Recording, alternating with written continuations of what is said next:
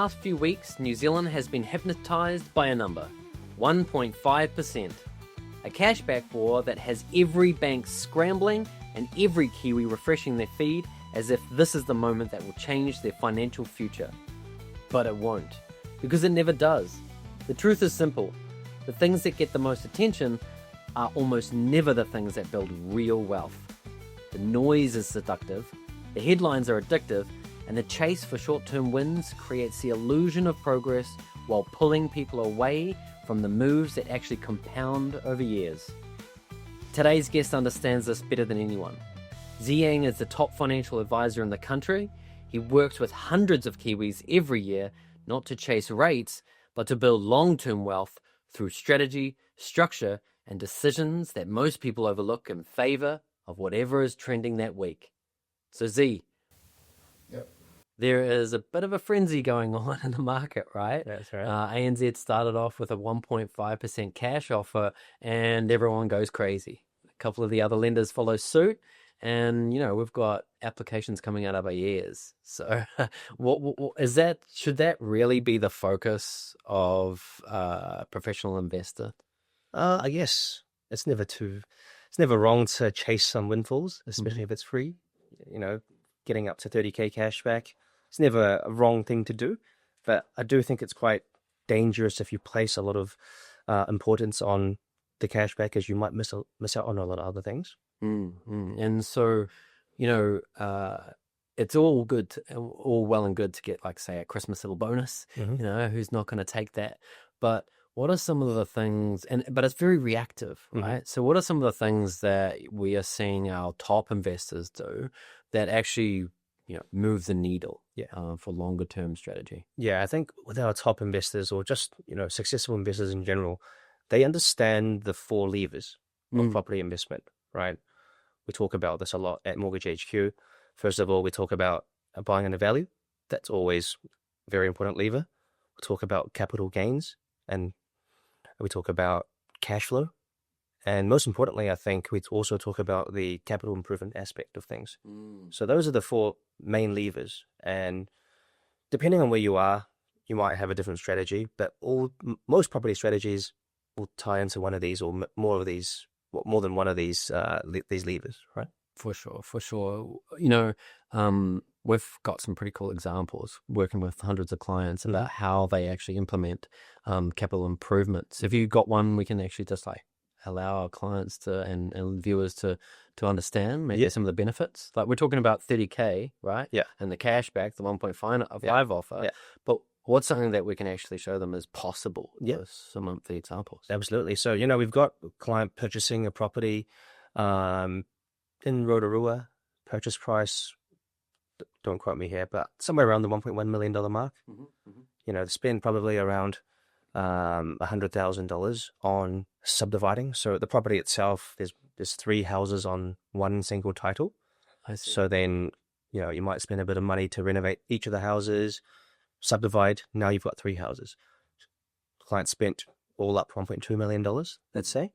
Each of the houses are worth $550,000, $600,000. Wow. So you can imagine what the equity gain there was. What's that, like $450,000, $400,000? Equity gain, yeah. Oh, that's 10x the 30K from the cashback. It's not money in your pocket, obviously, but Sure, but eventually, I guess they'll either sell down or reinvest that equity. 30K may be nice leading into Christmas, but we've seen these clients that are scrambling to get the 30K a year ago and 2 years ago. Their position hasn't really changed dramatically. that's right. And because of the market coming down so aggressively, we could even say they've probably gone backwards. Yeah. But clients like this, $400,000 worth of equity, and now that makes a difference in 100%. people's lives. Yeah. So, that's probably a mindset shift between someone who's reactive, playing into the hands of the banks, and someone who's got an investor mindset. That's right. What are some of the key characteristics of an investor mindset? Yeah, I think successful investors, they're always out in the market. They don't let the market dictate their decisions. Obviously, it's important, but there's good deals in any market, and I would argue that some of the best deals that I've seen over the last couple of years have been purchased in the last couple of years, right? So I would say it's not about, being reactive and letting the media affect your decision making, right? Obviously, rates have gone up, affordability has come down as well in the last few years, but again, that's where the opportunities are being made. Yeah. I think, having the mindset of thinking decades ahead 100%. as opposed to like month by month, and like you say, proactive as opposed to being reactive is going to really make a significant difference in people's lives, yourself, your family, and so trying to train yourself to not be emotional about decisions and be more logical. Like you say, you go to this auction, did you feel like, oh, I missed out? No, it went way above what you were willing to pay. Yeah. You're like, great, I'm just going to walk away, right? And so move on to the next one. Yeah. There'll always be a deal out there. So, we talked about maybe a little bit about the best deals happening recently during what would be perceived really bad times, right? What are some of the things that we want to concentrate on and maybe not do when we're looking at positioning ourselves for the next cycle, or maybe the person isn't quite ready? How do we do that as an investor? I guess, what's really important is you have to understand your position, right? You have to understand what you're capable of. You don't just want to go out and make purchases because it's emotional. You feel like it's a good property, right? You really have to understand, how is this purchase, or how is my next move going to benefit me in the long term? So how's my next purchase going to allow me to buy 3 properties? That's about for that. Correct. Yeah. Correct. Because a lot of the times we see clients get stuck, right? They might buy the wrong property. They might implement the wrong strategy. They come to us and they've already made that decision. Yes. It's so hard for us to reverse that for them, right? Yeah.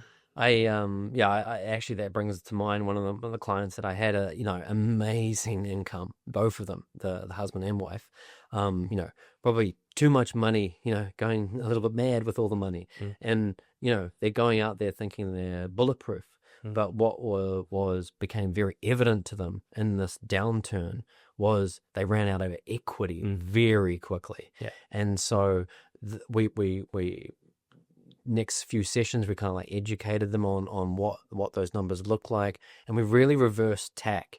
And then within 6 months, we made a massive difference in their trajectory, because in every purchase, we focus on that capital improvement, and or small developments. And now they have the ability to endless, essentially, right, because of their income. So it's about understanding where your weaknesses are, and within the scope of your capacity, and really going towards the purchases that make up on those weaknesses. That's right. That's the thing that makes the biggest difference. So, what are some of the other common mistakes that we want to get people to steer clear from? Yeah. When you look at, we talked about the 4 levers: capital gains, buying under value, capital improvement, and cash flow, right? When you're buying property, you should be covering a couple of these levers, right? So if you're buying emotionally and you don't know what levers you're actually pulling or that you're pushing from buying this property, then you might need to reconsider, right? So again, the 4 things: cash flow, capital improvement. How can I add value to this property, right? Buying under value. Like, am I buying this at what the market's willing to pay for it, or am I buying below it, right? And the last thing is capital gains, right? What are the fundamentals of this particular location and this type of house? Is the bottom going to fall out of it? Have we got some historical wins on the board to point towards this being a good area in the future? There's a lot of resources out there that can actually help people in that area. So before we leave, how about we give the viewers like a step-by-step guide? Some of the things that you want to focus on. So in summary, how can we help people out there? I guess, you really want to just get a deep understanding of your position, know what your options are. And secondly, you want to make sure that you're optimizing your current position. Those are the quick wins, right? getting cash back, reviewing your mortgage structure. These are quick wins that we can help you, help clients pretty easily with. So, yeah, that's one thing. But again, reviewing your actual strategy. What are you actually doing with your equity? There's a lot of clients out there sitting with a good amount of equity. They're actually ready to go, right? They can do a lot of things with their position, but they might be too scared at the moment.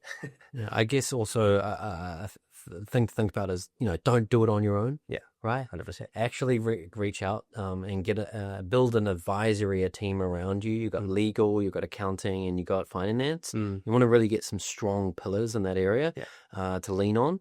And you're going to do a lot better and a lot faster with a team as opposed to doing it yourself. So 100%.